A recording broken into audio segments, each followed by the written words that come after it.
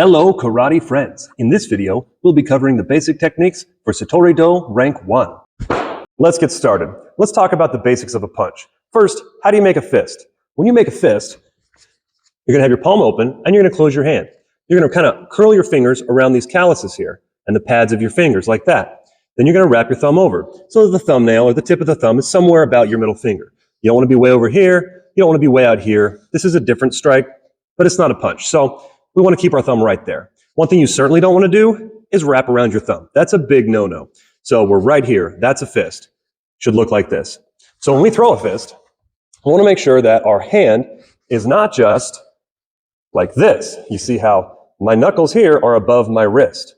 The bones in your wrist are all of the brace and support for your knuckles. If I punch like this is what's going to happen. It's going to make impact and it's going to roll up and it's going to roll my wrist.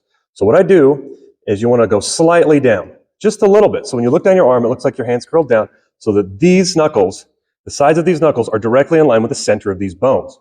Likewise, if I just make a fist like this, you'll see that this knuckle is off the side of my arm, and I want the support of these bones.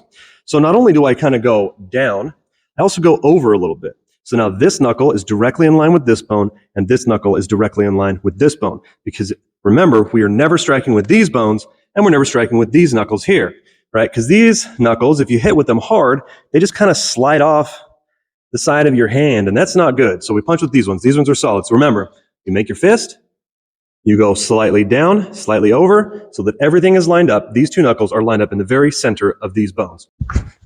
Let's start with a forward punch. It looks like this. It's just a quick snap to your opponent's face or upper chest area. It's with your front hand. It's called a forward punch because it's with your forward hand, which means the hand that's closest to your opponent. So if I'm in a left basic stance or left side on guard, meaning that my left foot is forward, I'll punch with my left hand. If I'm in a right basic stance or right side on guard, I'll punch with my right hand. Simple. The forward hand does the strike. When you're doing the forward punch, you need to be aware that most of the power comes in your elbow pop here and the rotation of the wrist. So for me to rotate my wrist, my palm needs to either be facing this way to my inside or facing myself. If my palm's facing towards my opponent and I strike, there's not a lot of power because there's no rotation. So make sure that your palm is at least facing this way so you can get that rotation. Next, we have a reverse punch.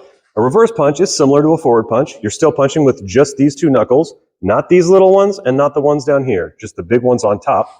And our palm is going to rotate so that we have the snap, elbow's going to pop, right? All that snap. However, we're going to punch with the backhand.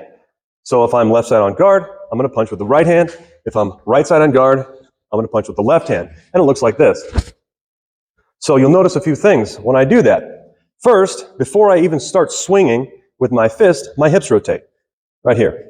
And this is key. You've got to rotate your hips and stay loose in your upper body so that your hips kind of throw your shoulder at your opponent. And when you throw your shoulder, you're loose. And then at the end, you snap the whip, right? So stay loose, rotate your hips, throw your shoulder into the target, and then rotate and pop the elbow at the very end to get that snap. Another thing to be aware of is the bottom foot. This will help with the power and the brace so that all of your force can go into your opponent. You need to brace in a front stance. And the way we do that is when we rotate our hips here, and then as we punch, we're going to turn this foot to face our opponent, like that. That's a reverse punch. Next, let's talk about a rising punch. This is similar to an uppercut in boxing. It's made for striking underneath the ribs up here and for underneath the jaw or the face if they're leaned over. So it works the same way as a regular punch in that we have a forward rising punch and a reverse rising punch, meaning that the forward rising punch, if I'm left side on guard, I'll punch with my left hand. And if I'm doing a reverse rising punch and I'm left side on guard, I'll punch with my right hand. So a rising punch is pretty simple. There's not a lot of rotation in it like there is with a forward punch or reverse punch. It's more a lifting motion. And a lot of the power comes from your legs and your shoulder in this punch. When you do this punch, you're not going to reach out. It's going to be close into your body. And that's how we use it. So if I were to strike like this, that would be a rising punch. Okay? So when I do the rising punch, I want to make sure that I get my hips rotating here. I'm going to load up for the punch, and then I'm going to push in with my right leg. You see I'm rotating my hips into the punch like that, and then the hand comes up. And the same thing with the right leg. Notice I still rotate my foot just like with a reverse punch. But with a rising punch, it's like that. Next, let's cover the kicks. In rank 1 of Satori-Do, basic techniques, we just have one basic kick. Now there are 3 kicks that you can do with that one kick, and those kicks are determined by the weapon that you're using. On a kick, we have 3 weapons. The first weapon is your instep, or the top of your foot. The second weapon is the heel, or the bottom of your foot. And the third weapon is the ball of your foot. Notice how I curl my toes back when I kick with the ball. So a snap kick is done by kicking with the instep, toe pointed. A pushing kick is done by kicking with the heel and stepping through. A piercing kick is done by pulling your toes back and kicking with the ball. So the difference is that a snap kick is a very fast kick and it can be very powerful, but it's more of it's a larger surface area that you're hitting with. So it doesn't have quite the same braking power that, for instance, a piercing kick would. Also, you don't have the same reach and you're kicking upward. So with a front snap kick, the only direction I can kick is upward. I can kick slightly sideways, but in general, it's an upward motion. With a front piercing kick, the kick is going in forward, right? So I'm breaking something in front of me, the ribs, the face, whatever. And then a front pushing kick is not designed to break things. I mean, it can still be powerful and hurt, but it's designed to move your opponent. So when I do a front pushing kick, I kick with my heel and I push my opponent backwards and step through the kick. Now, a couple of tips that will make these kicks easier, I think, is your left foot. If I'm kicking with my right foot, my left foot is called my plant foot. It's the one staying on the ground. If you turn it slightly to the side, it can be this, everybody's gonna have their preference with how far they want to turn it. I don't recommend turning it too far because then it gets weird, but I usually turn it to about a 45 degree. And the reason why I like doing that is it kind of opens up your hips a little bit. It opens up these hip flexors and allows you to get your knee higher than you could otherwise get your knee, right? And if you keep your feet here, if you're really flexible, you can do this. But I think that for people that are less flexible or newer, it's just easier to turn this foot a little bit. So you turn your foot, you get your knee up, and you point your knee at your target. So if I'm kicking the camera, I'll point my knee right at the camera, maybe a little past the camera. And then I just snap, like that. So the motion should be like this. And that's a front snap kick. And it's the same with all the kicks. You point your knee, and you snap. Most of the power in a front kick comes from the extension here and your hips. So you're going to throw, if I'm kicking with the back leg, I'm going to throw my hips at the target. I'm going to throw my knee at the target, and then I'm going to throw my foot at the target. So you're kind of unfolding this multiple hinged whip. Like imagine you have a stick, and it's got 3 hinges in it, and you're going to kind of it's all folded up, and you're just going to unfold it and kind of whip it. And that's what you're doing with the front piercing kick and the front snap kick. Let's talk blocks. In rank 1, Satori-Do, basic techniques, all the blocks you'll learn are hardstyle blocks.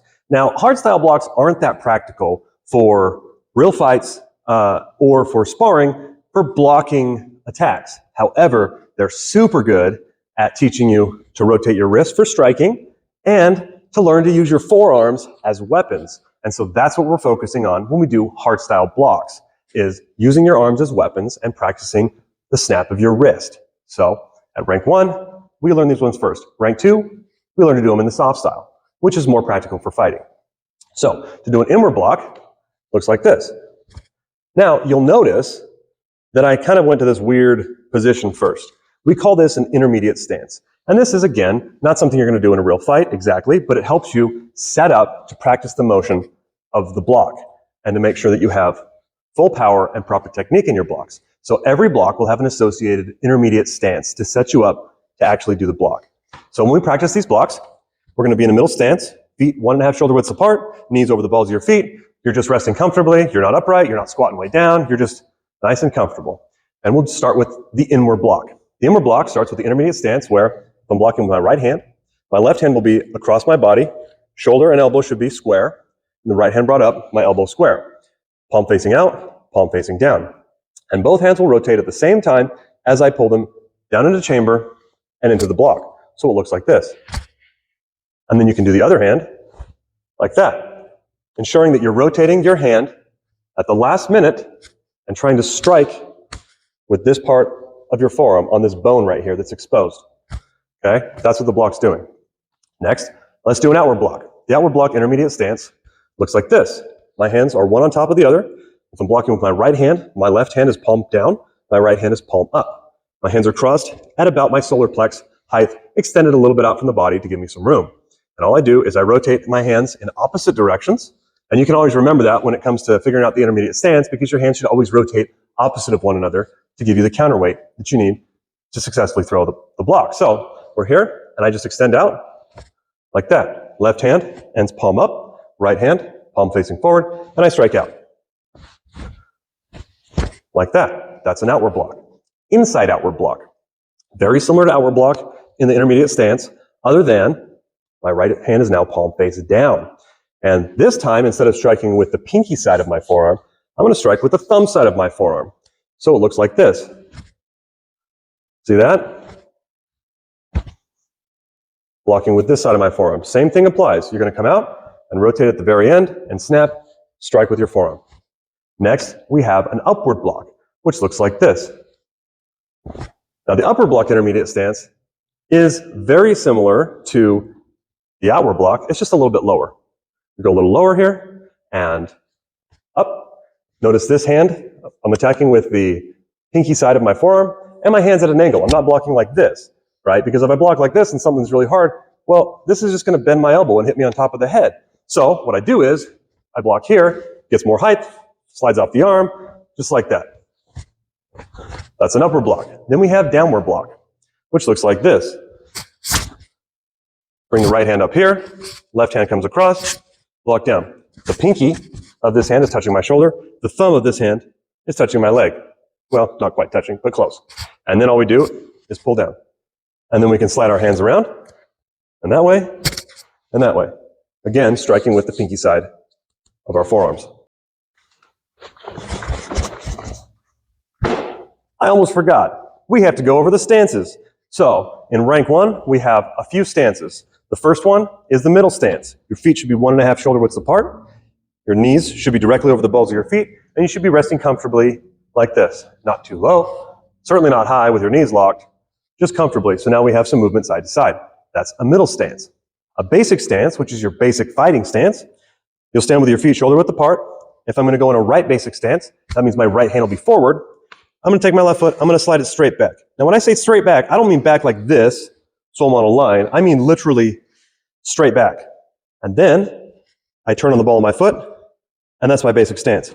So the inside of this foot is directly 90 degrees that way, and the outside of this foot is straight in front of me. Just like that. This is a basic stance.